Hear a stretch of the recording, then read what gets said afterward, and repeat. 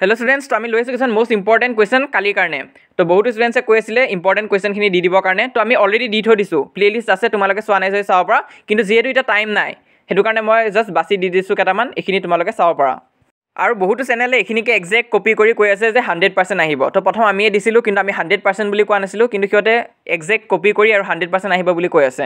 তো 100% আহে নে নাই সেইটো কোনো ঠিক নাই, কিন্তু এইখিনি ইম্পৰ্টেণ্ট যে হয় সেইটো একদম কনফাৰ্ম। তো এইখিনি তোমালোকে চাই যোৱাটো ইম্পৰ্টেণ্ট হয়, এইখিনি নোচোৱাকৈ কিন্তু পৰীক্ষা দিব নাযাবা, যদিহে তোমালোকে 80+ বা 90+ আশা কৰিছা। তো কুৱেশ্যনখিনি ইয়াত আছে, দিয়া আছে, তোমালোকে চাব পাৰা। প্ৰথম আছে এই লেটাৰটো গড। তো ইয়াৰ 3টা ইম্পৰ্টেণ্ট কুৱেশ্যন আছে, এইখিনি তোমালোকে চাই যাবা। Why did Lencho say rain drops were like new coins. তাৰপিছত নেক্সট কুৱেশ্যন আছে what were Lencho's feeling when the hail storm stop. তো এইটো বহুত ইম্পৰ্টেণ্ট হয়, এইটো তোমালোকে চাবা। আৰু লাষ্টত তোমালোকে চাব লাগিব there are 2 kind of conflict in the story between humans and nature আৰু বিটুইন হিউমেনছ দেমছেল্ফ। তো অকণমান এনেকুৱা নিচিনা কুৱেশ্যন এবাৰ আহি যাব পাৰে, ঠিক নাই। আৰু এই 3টা কুৱেশ্যন যদি তোমালোকে চোৱা, যেনেকুৱাই কুৱেশ্যন নুসুধিয়কৈ তুমি কৰিব পাৰিবা।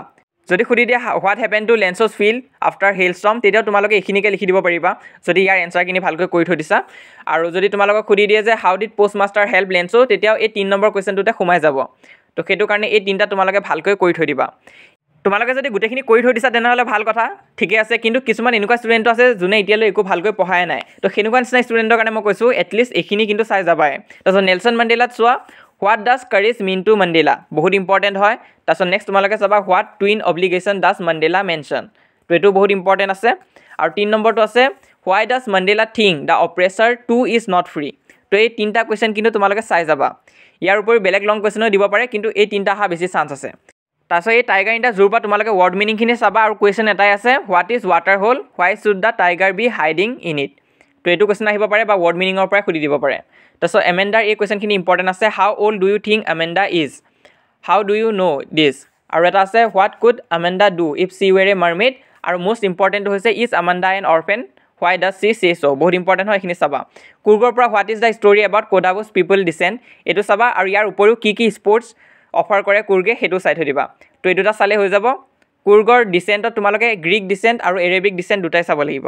তাৰপিছত টি ফ্ৰম আছামত তোমালোকে চোৱা how does Rajvir describe the tea garden at Dhekiabari, বহুত ইম্পৰ্টেণ্ট হয়, এইটো চাবাই। নেক্সট তোমালোকে চাবা describe the Chinese legend of origin of tea. আৰু লাষ্টত তোমালোকে চাবা what was the Indian legend about discovery of tea. তাৰপিছত নেক্সট এনিমেলছত চোৱা, ইয়াৰ পৰা তোমালোকে চাব লাগিব mention 3 things that humans do and animals don't. তো বহুতো কিতাপত দি থৈ দিছে যে এনিমেলছৰ পৰা কুৱেশ্যন নাহে বুলি, হ'লেও তোমালোকে এইটো চাই থৈ দিবা। নেক্সট তোমালোকে চোৱা মেডাম ৰাইড দ্য বাছৰ পৰা এই কুৱেশ্যনটো চাবা, how did Valli plan her bus ride.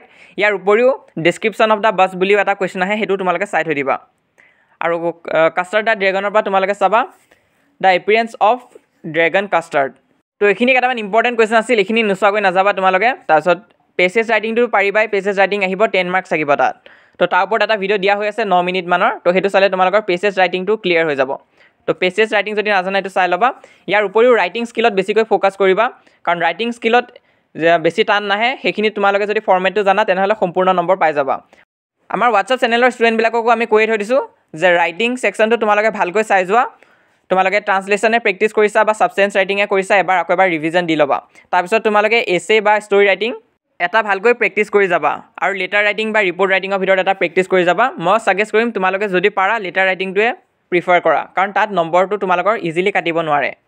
তাৰপিছত তোমালোকে গ্ৰামাৰো কিন্তু চাই যাবা, গ্ৰামাৰ নোচোৱাকৈ নাযাবা, কাৰণ এছএছতো এবাৰ গ্ৰামাৰ টান আহি গৈছিলে আৰু বহুতো ষ্টুডেণ্টছে কৰিব পৰা নাই। তো গ্ৰামাৰ তোমালোকে নেগলেক্ট নকৰিবা, যিহেতু অকণমান সময় আছে তোমালোকে গ্ৰামাৰ দি দিয়া।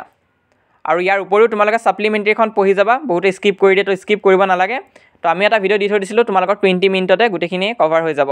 তো ছাপ্লিমেণ্টেৰী চাই থৈ দিবা। আৰু ছাপ্লিমেণ্টেৰীত অৰ বুলি থাকিব, তোমালোকে হয় মিডনাইট ভিজিটৰ বা এই কুৱেশ্যন অফ ট্ৰাষ্টৰ পৰা লিখিব লাগিব, আৰু ইফালে ফুটপ্ৰিণ্ট উইথাউট ফিটৰ পৰাও লিখিব পাৰা, নহ'লে হেক ড্ৰাইভাৰ। তো সেইটো কাৰণে যিকোনো দুটা চালে হৈ যাব।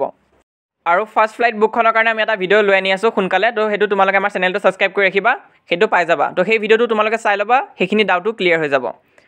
আৰু ইম্পৰ্টেণ্ট কুৱেশ্যনখিনি ডিছকাছ কৰিছোঁ, আৰু ইয়াত দেখুওৱা কেইটামান কুৱেশ্যনৰ এনচাৰ তাত পাই যাবা। 5টামান কুৱেশ্যন ইয়াত দেখুওৱা বহুত ইম্পৰ্টেণ্ট হয়, তাৰ এনচাৰটো তোমালোকে সেই ভিডিঅ'টোত পাই যাবা। তো যদিহে নাজানা সেইটো চাই ল'বা।